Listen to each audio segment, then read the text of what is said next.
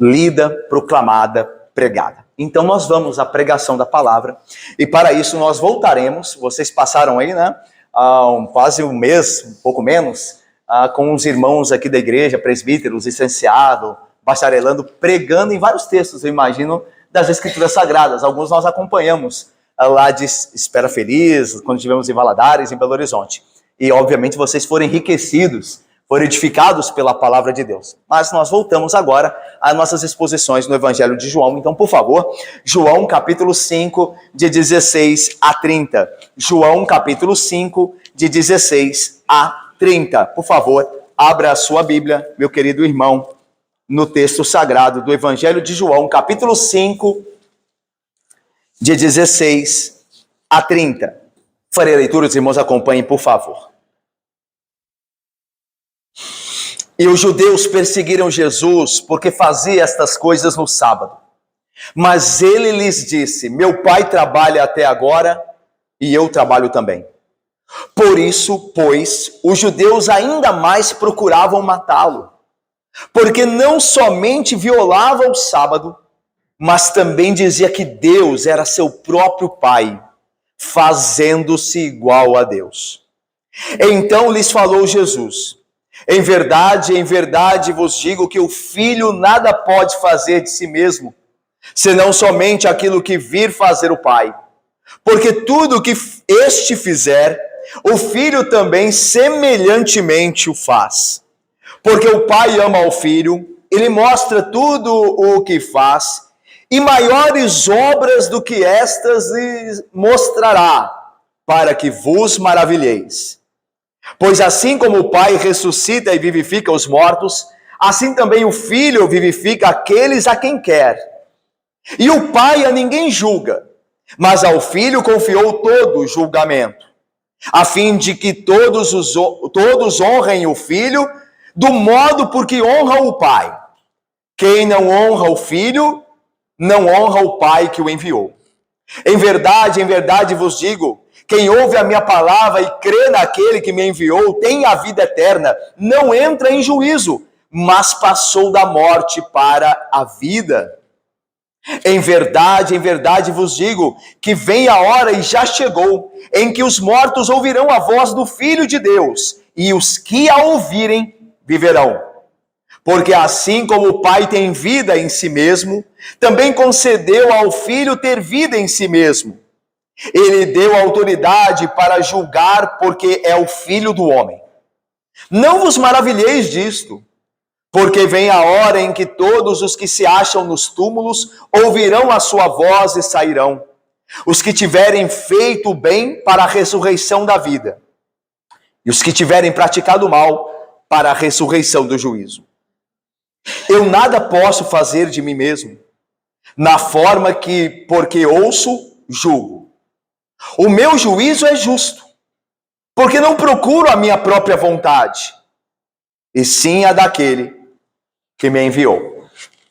Vamos orar, irmãos? Ó Deus santo e bendito, nós ouvimos, Pai, a palavra de Cristo Jesus, que é a tua palavra, Pai, porque o Filho fala do que ouvi do Pai. Ó Deus, portanto, abençoa-nos por meio da palavra de Cristo, ó Deus. Que teu Santo Espírito abra o nosso entendimento, para que a glória de Cristo seja testemunhada e crida. Em nome de Jesus, nós oramos com perdão dos pecados. Amém.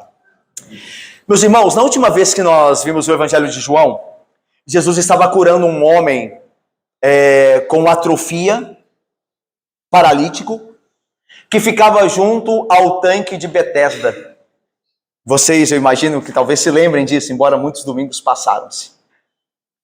Jesus escolheu aquele homem para curá-lo. Só que há um acréscimo ao texto que é importante. Jesus fez isso num sábado.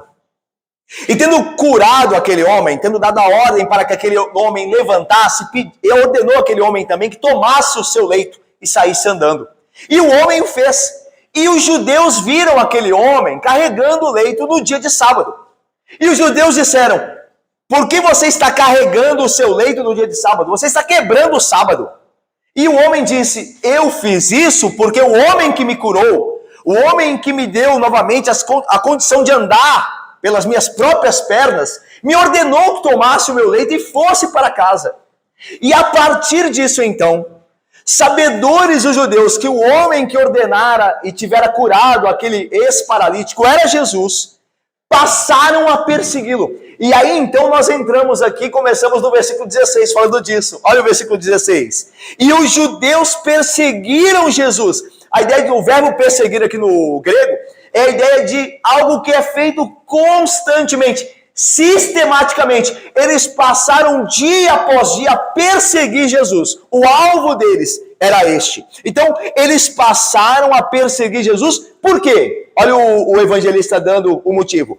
Porque fazia estas coisas no sábado. A ideia de que ele curava no sábado. Nós sabemos que não fora somente esta vez que Jesus operou uma cura no sábado. Há no evangelho de Lucas também muitos exemplos de milagres feitos no sábado. E os judeus entendiam que assim Jesus estava promovendo a quebra do sábado. Mas esta tensão entre Jesus e os judeus com relação ao sábado vai aumentar agora ainda mais. Porque Jesus dirá o seguinte: o meu pai trabalha no sábado, eu também trabalho. E o pai a quem Jesus se refere é o próprio Deus. É interessante que os judeus, na época de Jesus e antes disso, eles costumavam a chamar Deus de nosso pai. Mas tratar a Deus como meu pai era algo muito singular e íntimo. Nós oramos o Pai Nosso. Nós oramos, Pai Nosso que estás nos céus. Ele é igualmente nosso Pai. Mas se alguém sempre se referisse a Deus como meu pai, isso traria uma singularidade ao relacionamento daquela pessoa com o próprio Deus. Então Jesus diz, o meu pai trabalha. Então, o que ele fala, a sua palavra, traz um aspecto de singularidade, uma comunhão especial que ninguém mais tem. O meu pai trabalha até agora, até hoje. Eu também trabalho. E aí nós vimos no versículo de número 18 que isso aumenta a tensão. Porque agora, para os judeus, Jesus não só quebra o sábado, mas se faz igual a Deus, chamando-o de pai. E, obviamente, por questão lógica, que implicação lógica, Jesus se faz o Filho de Deus, como o próprio Deus. E aí está no versículo 18. Olha aí. Por isso, os judeus ainda mais procuravam matá-lo. Então veja, a perseguição agora se intensifica. E eles querem a morte de Jesus. E aí o João explica o porquê, o evangelista. Porque não somente violava o sábado, obviamente na visão dos judeus. A gente sabe que Jesus não quebrou o sábado. Mas a visão dos judeus, ele violava o sábado, mas também, e agora para tornar a coisa mais grave para os judeus, dizia que Deus era o seu próprio pai. E a implicação é clara, fazendo-se igual a Deus, porque o filho tem a natureza do pai. Não é assim? Quando nós conhecemos algumas pessoas, das quais nós conhecemos anteriormente o pai, nós falamos, nossa, olha, é a cara do pai. Ele se parece com o pai, é a voz do pai. Então é a mesma natureza, a impressão está ali. E a ideia de que os judeus entenderam muito bem, eles entenderam muito bem o que Jesus queria dizer, porque é isso que ele queria dizer. Que ele estava se fazendo igual a Deus. Ele é Deus como o Pai é Deus. Irmãos, a quebra do sábado era algo terrível para os judeus. Mas fazer-se igual a Deus era uma blasfêmia imperdoável. Tanto que no Antigo Testamento, os homens que tentaram se colocar no lugar de Deus foram por Deus destruídos. Lembra de Faraó? Quando Moisés dá a ordem de Deus dizendo, deixa meu povo ir, Faraó diz assim, quem é Deus? Eu não conheço esse Deus, e eu não deixarei ir. Ou seja, Faraó se colocou em pé de igualdade com o próprio Deus. Eu sou mais poderoso do que esse Deus. Eu não... E o que aconteceu com Faraó? Foi destruído. Lembra de Nabucodonosor, como foi humilhado? Por achar-se grande, a minha mão construiu todo este império. Ou seja, fazendo-se Deus. Posteriormente, em Atos do Novo Testamento, quando Herodes viu o povo clamando ele e disse, o povo disse, é a voz de um Deus. E ele se ostentou nisso, o que aconteceu? Morreu, comido de vermes.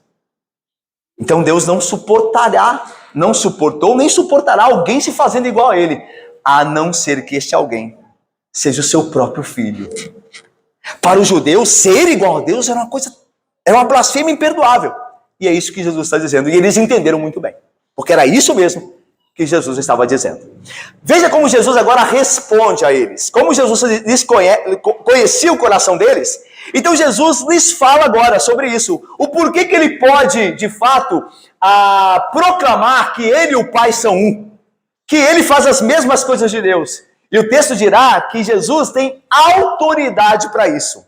E veja só, meus irmãos, antes de nós entrarmos nessa perícope 19 a 30, nós precisamos ver que Jesus dá 4 motivos fundamentais para a alegação dele. De que ele e o Pai são um. De que se o Pai trabalha hoje, ele também trabalha. Então, quais são os 4 motivos fundamentais? Veja, o primeiro está no versículo 19. O primeiro é que o Filho faz as mesmas obras do Pai. Irmãos, para o Filho fazer as mesmas obras do Pai, o Filho tem que ser da mesma natureza. Ok? Para que alguém faça as obras de Deus, ele tem que ter a mesma natureza de Deus, tem que ter o mesmo poder para fazer as mesmas obras. Por exemplo, eu não posso salvar ninguém, porque eu não sou Deus. Deus é que salva. Jonas vai dizer no seu livro, a salvação vem de Deus, é Deus que salva. Nós pregamos o evangelho, mas não podemos mudar o coração de ninguém. Quem faz isso é Deus. Quando alguém faz as mesmas obras de Deus, trabalha como o Pai trabalha, então ele é igual a Deus. E este é o fundamento de Jesus para a sua alegação. O Filho faz as mesmas obras do Pai. Então ele é igual ao Pai. O segundo motivo para fundamentar que Jesus dá a sua declaração de ser como Deus, ser igual ao Pai, é que o Pai revela seus planos ao Filho, no versículo 20. Vai dizer isso, nós vamos ver com calma. A terceira prova, o motivo que Cristo dá para se fazer igual ao Pai, é que assim como o Pai tem poder para dar vida, o Filho também dá vida a quem Ele quer. Ele vai dizer isso no versículo 21. E por fim, o quarto motivo aqui dado por Cristo para se fazer igual ao Pai é que o Filho, e como o Pai pode julgar, e Deus é o juiz do Antigo Testamento, vocês veem que Deus é o juiz do Antigo Testamento, o Filho tem autoridade concedida pelo Pai para julgar o mundo. Então esses 4 motivos dão substância, fundamento à alegação de Jesus dele ser o mesmo Deus que o Pai é e ter relação com o Pai como um filho tem, o Filho unigênito, o único Filho. Mas vamos ver com calma aí esses motivos que Cristo dá para fundamentar a sua alegação aos judeus. Então o versículo 19 diz assim, então lhes falou, o que nós poderíamos ler como, então lhes respondeu, uma vez que Jesus estava sendo acusado. É o que mostra o versículo 18. Acusavam ele de violar no sábado e de se fazer igual a Deus. Então Jesus lhes respondeu. Aqui na tradução, lhes falou. Mas o que Jesus está fazendo aqui é dando uma resposta a eles. Ok? Provando que a sua alegação tem fundamento. Vamos lá. Versículo 19. Jesus diz que o Filho, faz as mesmas obras do Pai. Olha o versículo 19. Então lhes falou Jesus, em verdade vos digo que o Filho nada pode fazer de si mesmo, senão somente aquilo que vi fazer o Pai. Porque tudo o que este fizer, o Filho também semelhantemente o faz. Irmãos, quando Jesus diz que o Filho não pode fazer nada de si mesmo, significa que Jesus não tem poder? Não. Ele tem todo o poder. E os evangelhos deixam isso muito claro. Ele tem autoridade. Ele acabou de curar um paralítico pelo seu poder, pela sua palavra, no tanque de Betesda, como nós vimos. Ele daria visão aos cegos. Ele ressuscitaria mortos. Lázaro, ele tem todo o poder. A ideia aqui é de que o Filho está submetido voluntariamente ao Pai. Embora ele tenha todo o poder, ele não toma a dianteira, a não ser que o Pai o ordene. Então, num contexto de amor e submissão, como nós veremos, porque o Pai ama o Filho e o Filho ama o Pai, o Filho se subordinou ao Pai. Daí, o Filho não pode fazer nada por si mesmo. Ou seja, ele não é que ele não tenha poder para fazer, mas ele está submisso ao Pai. É interessante a relação do Filho com o Pai, de Cristo com Deus Pai, o Filho, Deus, e o Pai, que é Deus, comparado por Paulo também nas suas cartas, com a questão do marido e da mulher, do esposo e da esposa. A questão da mesma natureza, certo? Homens e mulheres possuem a mesma natureza, são imagem de Deus, ok? Mas a mulher se submete ao marido. Não porque não tem a mesma natureza, ou porque tem uma natureza inferior. É por uma questão da estrutura, do funcionamento da ordem, do papel de cada um. Paulo diz isso, Deus, cabeça de Cristo, e são o mesmo Deus, o Pai e o Filho. Mas o Cristo se colocou debaixo da autoridade do Pai, assim como a mulher se coloca debaixo da autoridade do marido. Mas não é porque é menor ou inferior em essência, porque são ambos da mesma natureza, como o Pai e o Filho. É o que está dizendo Jesus aqui. Eu não faço de nada por mim mesmo. A ideia é, eu não tomo a dianteira. Eu não resolvo sozinho. Mas eu estou subordinado a meu Pai, porque o meu prazer é fazer a vontade do meu Pai. Lembra que quando Jesus teve um encontro com a mulher samaritana, ele falou aos seus discípulos quando eles chegaram? Eis aqui, mestre, a comida e a bebida. Ele diz assim, outra comida tem e outra bebida tem que vós não conheceis. A minha comida e a minha bebida é fazer a vontade do meu Pai. Tá vendo? Então a ideia não é que falta poder a Cristo. É que ele está voluntariamente submetido ao Pai, como bom filho que é.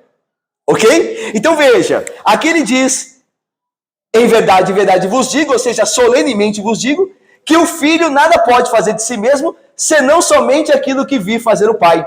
Porque tudo que este fizer, o filho também semelhantemente o faz. Então a ideia aqui, meus irmãos, é que, veja, se por um lado o filho é submisso, por outro ele é igual ao Pai, como nós falamos no início. Alguém que pode fazer as mesmas coisas que Deus faz, só pode ser Deus.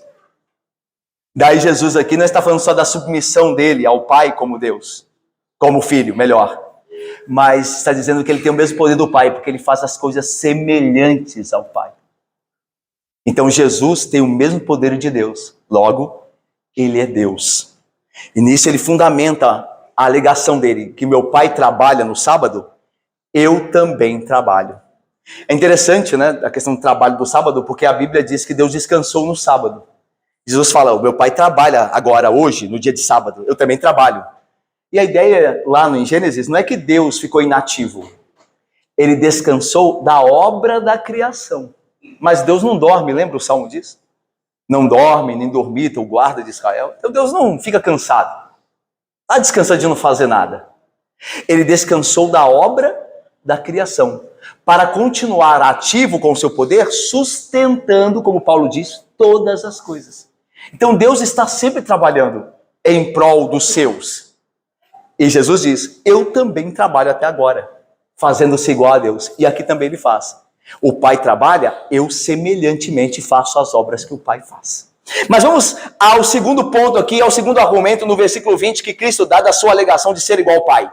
Ele diz, porque o Pai ama o Filho, e lhe mostra tudo o que faz, e maiores obras do que estas lhe mostrará, para que vos maravilheis. A ideia agora aumenta, porque Jesus não é alguém que apenas faz as obras semelhantes à do seu Pai, mas que tem comunhão em amor com esse mesmo Pai, e esse mesmo Pai se revela a ele de uma forma singular.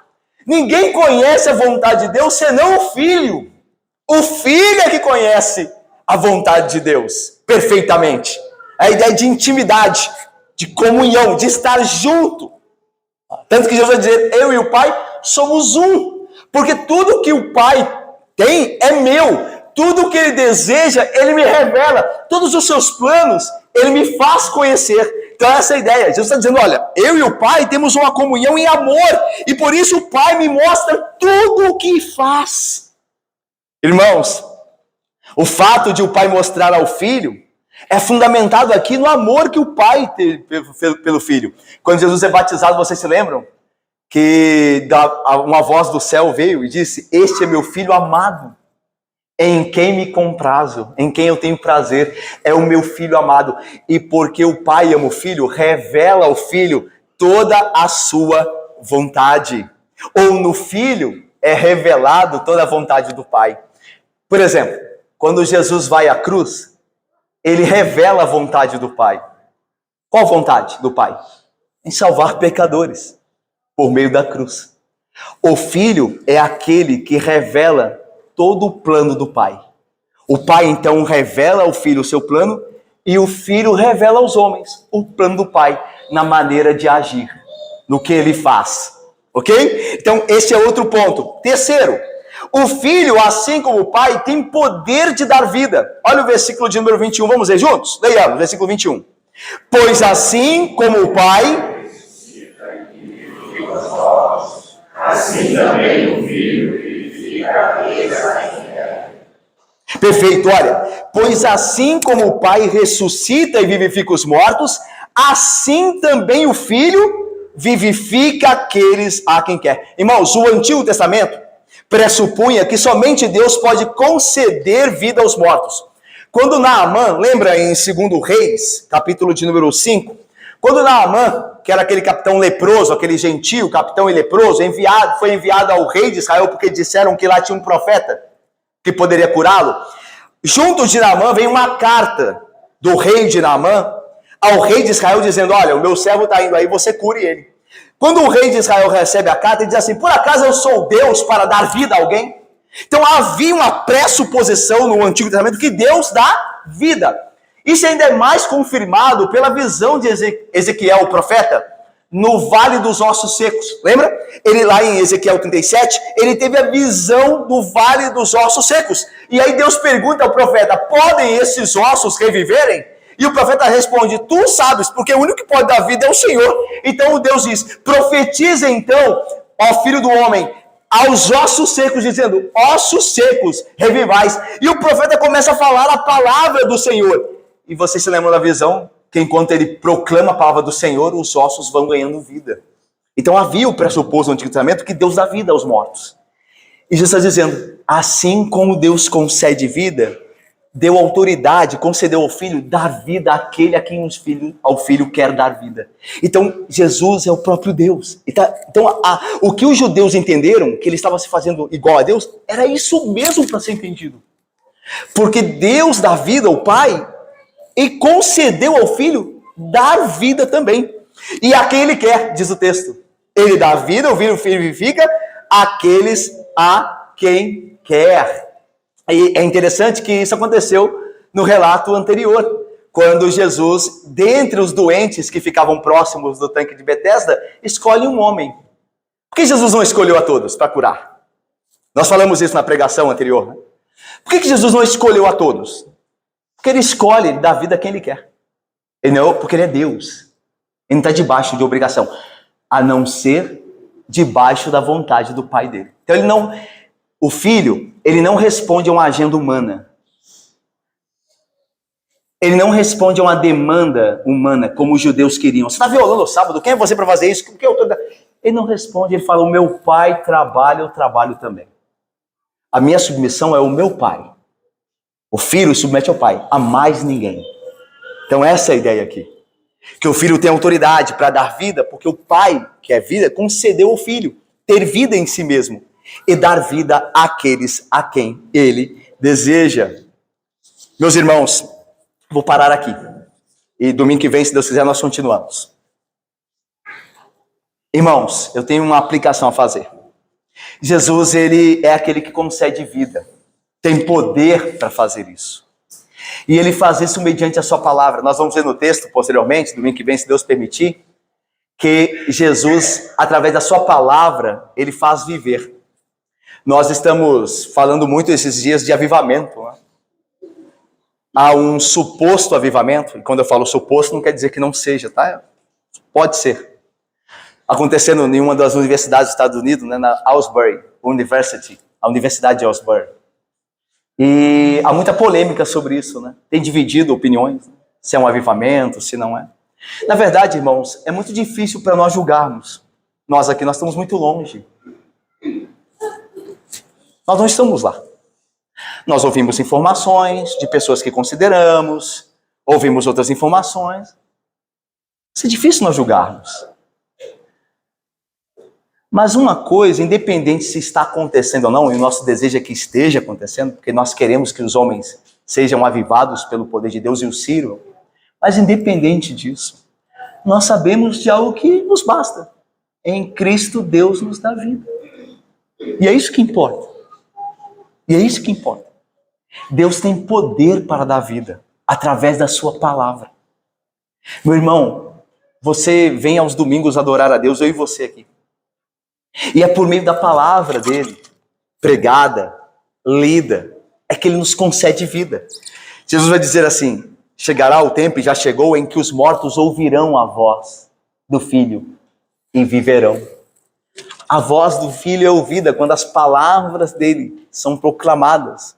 E as palavras dele estão na Bíblia. A Bíblia registrou, o Espírito Santo inspirou os homens para registrar as palavras de Cristo. Então, quando a Bíblia é lida, Deus está falando conosco e está nos dando vida. Lembra do Salmo 73? Olha como é bom e agradável ver unidos os irmãos. Ali o Senhor ordena a vida, a bênção e a vida para sempre. Porque quando nós estamos reunidos, nós ouvimos a proclamação da palavra. E a vida é ordenada. O profeta Isaías vai dizer assim: eles têm a lei e os profetas, os judeus. Se eles não ouvirem a lei e os profetas, de forma nenhuma verão a alva. O nosso Senhor Jesus Cristo também disse isso, citando o profeta Isaías. Se a Bíblia não trouxer vida a eles, eles morrerão em seus pecados. Talvez eu e você estejamos esperando algo mais. E não há algo mais do que a Bíblia. A Bíblia, Paulo diz, é o poder de Deus para a salvação. Lembra? Porque não me envergonho do Evangelho, porque é o poder de Deus para a salvação. Você precisa, meu irmão, crer nisso. Você precisa crer e se submeter à palavra de Cristo, para que você experimente a vida que Cristo traz por meio de sua palavra. Não é só ouvir a palavra, é crer nela.